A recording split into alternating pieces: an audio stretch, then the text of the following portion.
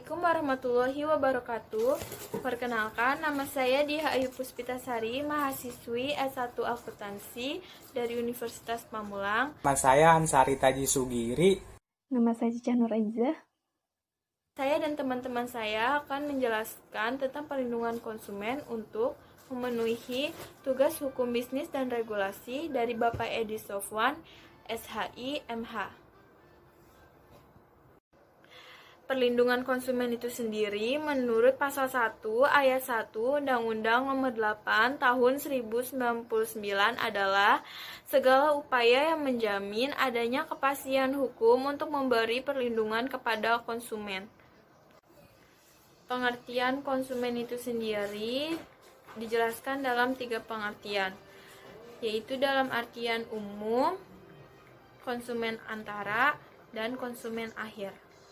Untuk artian umumnya, konsumen adalah pemakai, pengguna, atau pemanfaatan barang dan atau jasa untuk tujuan tertentu. Konsumen antara yaitu pemanfaatan barang untuk diproduksi menjadi barang atau jasa lain untuk diperdagangkan kembali. Sedang untuk konsumen akhir yaitu pemanfaatan barang dan jasa oleh konsumen untuk memenuhi kebutuhannya sendiri atau untuk tidak diperdagangkan kembali. Kenapa diperlukannya undang-undang yang mengatur tentang perlindungan konsumen di sini adalah karena konsumen merupakan pihak yang sangat lemah. Dalam artian, sebagian dari mereka tidak mengerti atau tidak tahu apakah produk yang mereka konsumsi tersebut benar-benar aman atau tidak. Dengan adanya undang-undang tersebut, konsumen akan merasa terlindungi, mendapat perlindungan secara hukum dari setiap kemungkinan bahaya yang mungkin saja terjadi setelah si konsumen mengkonsumsi suatu produk. Terdapat asas yang mengatur tentang perlindungan konsumen, yaitu asas manfaat, asas keadilan, asas keseimbangan, asas keamanan dan keselamatan konsumen, dan asas kepastian hukum. Tujuan dari perlindungan konsumen itu sendiri adalah yang pertama, yaitu untuk meningkatkan kesadaran, kemampuan, dan kemandirian konsumen untuk melindungi diri. Dengan adanya perlindungan konsumen ini, konsumen akan sadar bahwa dirinya telah terlindungi oleh hukum atas segala kejadian atau kerugian yang mungkin saja terjadi ketika mereka mengonsumsi suatu produk. Tujuan yang kedua adalah untuk mengangkat harkat dan martabat konsumen dengan cara menghindarkan dari ekses negatif pemakaian barang dan jasa. Kemudian, untuk meningkatkan pemberdayaan konsumen dalam memilih, menentukan, dan menuntut hak-hak sebagai konsumen. Lalu, menciptakan sistem perlindungan konsumen yang mengandung unsur kepastian hukum dan keterbukaan informasi serta akses untuk mendapatkan informasi. Yang kelima, yaitu menumbuhkan kesadaran pelaku usaha mengenai pentingnya perlindungan konsumen sehingga tumbuh sikap yang jujur dan bertanggung jawab dalam berusaha. Yang terakhir, tujuannya untuk meningkatkan kualitas barang dan jasa yang menjamin kelangsungan usaha produksi barang dan atau jasa kesehatan, kenyamanan, keamanan, dan keselamatan konsumen. Indonesia sebagai negara yang menjunjung tinggi hukum memiliki undang-undang yang mengatur tentang perlindungan konsumen. Di Indonesia, dasar hukum yang menjadikan seorang konsumen dapat mengajukan perlindungan adalah yang pertama Undang-Undang Dasar 1945 yaitu pasal 5 ayat 1, pasal 21 ayat 1, pasal 27 dan pasal 33. Kemudian ada Undang-Undang Nomor 8 Tahun 1999 tentang Perlindungan Konsumen. dan Undang-Undang Nomor 5 Tahun 1999 tentang larangan praktik monopoli dan persaingan usaha tidak sehat. Kemudian ada Peraturan Pemerintah Nomor 58 Tahun 2001 tentang pembinaan, pengawasan, dan penyelenggaraan perlindungan konsumen. Lalu ada Surat Edaran Dirjen Perdagangan Dalam Negeri Nomor 235 DJPDN VII 2001 tentang penanganan pengaduan konsumen yang ditunjukkan kepada seluruh dinas indak, provinsi, kabupaten, kota. Lalu yang terakhir ada Surat Edaran Direktur Jenderal Perdagangan Dalam Negeri Nomor 795 DJPDN SE-12-2005 tentang pedoman pelayanan pengaduan konsumen. Asas perlindungan konsumen diatur dalam pasal 2 UU PK 8-1999, yaitu sebagai berikut. A. Asas manfaat. Segala upaya yang dilakukan dalam penyelenggaraan perlindungan konsumen harus memberikan manfaat yang sebesar-besarnya bagi konsumen dan pelaku usaha secara keseluruhan.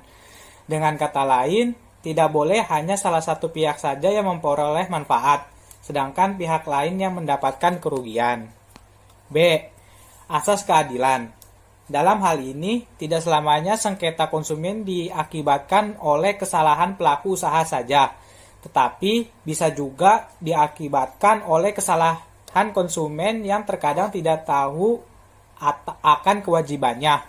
Konsumen dan produsen atau pelaku usaha dapat berlaku adil melalui perolehan hak dan kewajiban secara seimbang. Yang C. Atas keseimbangan. Asas keseimbangan ini dimaksudkan untuk memberikan keseimbangan antara hak dan kewajiban para pelaku usaha dan konsumen. Menghendaki konsumen, produsen atau pelaku usaha, dan pemerintah memperoleh manfaat yang seimbang dari pengaturan dan penegakan hukum perlindungan konsumen. Yang D. Asas keamanan dan keselamatan. Asas ini bertujuan untuk memberikan adanya jaminan hukum bahwa konsumen akan memperoleh manfaat dari produk yang dikonsumsi atau dipakainya. Dan sebaliknya, bahwa produk itu tidak akan mengancam ketentraman dan keselamatan jiwa dan harta bendanya. Yang E. Asas kepastian hukum. Asas ini bertujuan untuk memberikan kepastian hukum agar pelaku usaha maupun konsumen menaati hukum dan menjalankan apa yang menjadi hak dan kewajibannya, tanpa harus memberikan tanggung jawab kepada salah satu pihak, serta negara menjamin kepastian hukum. Hak dan kewajiban konsumen. Istilah perlindungan konsumen berkaitan dengan perlindungan hukum, maka kepentingan-kepentingan itu dirumuskan dalam bentuk hak. Secara umum terdapat 4 hak dasar konsumen yang diakui secara internasional, yaitu hak untuk mendapatkan keamanan, hak untuk mendapatkan informasi, hak untuk memilih, hak untuk didengar.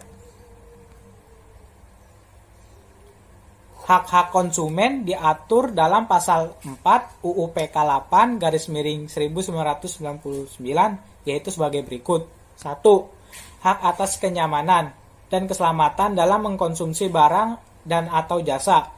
2. Hak untuk memilih barang dan jasa serta mendapatkan barang dan atau jasa disebut dengan nilai tukar dan kondisi serta jaminan yang dijanjikan. 3. Hak atas informasi yang benar, jelas dan jujur mengenai informasi jaminan barang dan atau jasa. 4. Hak untuk didengar pendapat dan keluhan atas barang dan atau jasa yang digunakan. 5. Hak untuk mendapatkan advokasi perlindungan dan upaya penyelesaian serta perlindungan konsumen secara patut. 6. Hak untuk mendapatkan pembimbingan dan pendidikan konsumen. 7. Hak untuk diperlakukan atau dilayani secara benar dan jujur serta diskriminatif. 8. Hak untuk mendapatkan kompensasi. 9. Hak-hak yang diatur dalam ketentuan peraturan perundang-undangan lainnya. Pelaku usaha dalam pasal 1 ayat 3 Undang-Undang Nomor 8 Tahun 1999. Pelaku usaha adalah setiap orang perseorangan atau badan usaha yang berbentuk badan hukum maupun tidak berbentuk badan hukum yang didirikan dan mendudukan atau melakukan kegiatan di wilayah hukum negara Republik Indonesia, baik sendiri maupun bersama-sama, melalui perjanjian penyelenggaraan kegiatan usaha dalam berbagai bidang ekonomi. Hak pelaku usaha yang pertama, menerima pembayaran sesuai kesepakatan. Yang kedua, mendapatkan perlindungan hukum dari perlakuan konsumen yang tidak beretikat baik. Yang ketiga, melakukan pembelaan diri sepatutnya dalam penyelesaian sengketa konsumen. Dan hak-hak lain yang diatur dalam berbagai perundang-undangan. Kewajiban pelaku usaha yang pertama, beretikat baik dalam melakukan kegiatan usahanya. Yang kedua, memberikan informasi yang benar, jelas, dan jujur tentang kondisi dan penggunaan barang dan jasa. Yang ketiga, memperlakukan dan melayani konsumen secara benar, jujur, dan tidak diskriminatif. Yang keempat, menjamin mutu barang atau jasa sesuai standar mutu yang berlaku. Yang kelima, memberikan kesempatan yang masuk akal pada konsumen dalam hubungannya dengan penggunaan barang dan jasa. Yang keenam, memberikan ganti rugi manakala terjadi kerugian bagi konsumen jika ternyata barang atau jasa tidak sesuai dengan yang diperjanjikan. Yang ketujuh, menyediakan suku cadang atau fasilitas purna jual oleh produsen minimal untuk jangka waktu 1 tahun. Dan yang terakhir, memberikan jaminan atau garansi atas barang yang diproduksinya.